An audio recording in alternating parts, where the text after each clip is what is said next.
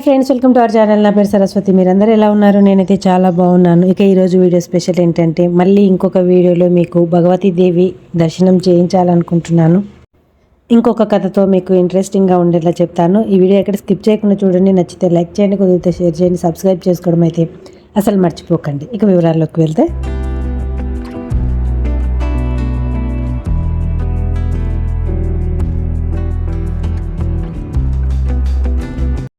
ఇక్కడ వీళ్ళు వెళ్తున్నది నేపాల్లోని పోఖ్రా జిల్లాలో ఉన్న మనకమన అనే గ్రామంలో ఉన్న భగవతీదేవి టెంపుల్కి వెళ్తున్నారు.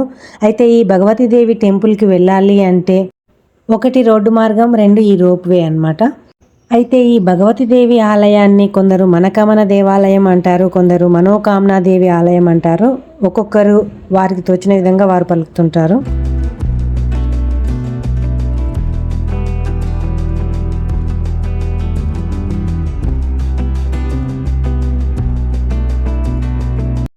అయితే ఈ భగవతీదేవి ఆలయాన్ని 17వ శతాబ్దంలో 2 గోర్ఖా రాజులలో రామ్షా లేదా పృథ్వీపతి షా అనేవారిలో ఒకరు కట్టించారని చెప్తుంటారు. అది నేపాల్ పురాణాల ప్రకారం చెప్తుంటారు.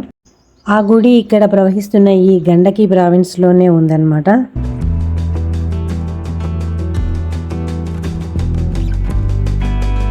అయితే గూర్ఖా రాజు రామ్షా యొక్క రాణి పేరు చంపావతి అట. ఈమె దైవశక్తులు కలిగి ఉండేదట. ఆ సంగతి వారి సేవకుడు లఖన్ తాపాకు మాత్రమే తెలుసట. అయితే ఒకరోజు మధ్యరాత్రి భర్త లేచి చూడగా ఈ చంపావతి దేవతామూర్తిగా, వారి సేవకుడు లఖన్ తాపా ఒక సింహంగా కనపడ్డారట. అది చూసిన వెంటనే ఆ చంపావతి భర్త చనిపోయాడట. అయితే అప్పటి ఆచారాల ప్రకారం భర్తతో పాటు ఆమె కూడా సతీ సహగమనం చేసిందట. అయితే తాను మళ్ళీ తిరిగి వస్తానని లఖన్ తాపాకు చెప్పిందంట. అలా కొద్ది రోజుల తర్వాత ఒక రైతు పొలం దున్నుతుండగా నాగలికి రక్తం ఒకవైపు కారుతూ, పాలు ఒకవైపు కారుతూ ఒక రాయి బయటపడిందంట. అప్పుడు లఖన్ తాపా అనుకున్నాడట, ఇది ఆ దేవియే అని. అక్కడ ఒక గుడి నిర్మించాడట. ఆ తర్వాత 19వ శతాబ్దంలో ఆ గుడిని పునరుద్ధరించారంట. ఆ గుడియే ఇప్పుడు ఉన్న ఈ భగవతీదేవి ఆలయం. అయితే ఈ ఆలయంలో పూజలు లఖన్ తాపా వారసుడై ఉండాలని ఒక ఆచారమట.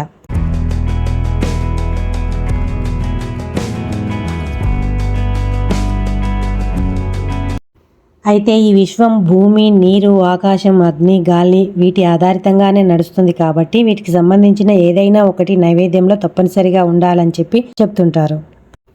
కుంకుమ పువ్వు, బాదం పువ్వులు, ఆకులు, ధూపం, దీపం నూనె, ఎర్రటి వస్త్రం, కొబ్బరి, పండ్లు, పవిత్రమైన దారం, బెల్, తమలపాకులు, ధాన్యం, బియ్యం వీటిలో ఒక్కటైనా పూజా సామాగ్రిలో ఉండాలని చెప్తుంటారు. అమ్మవారికి సమర్పించే పూజా సామాగ్రిలో.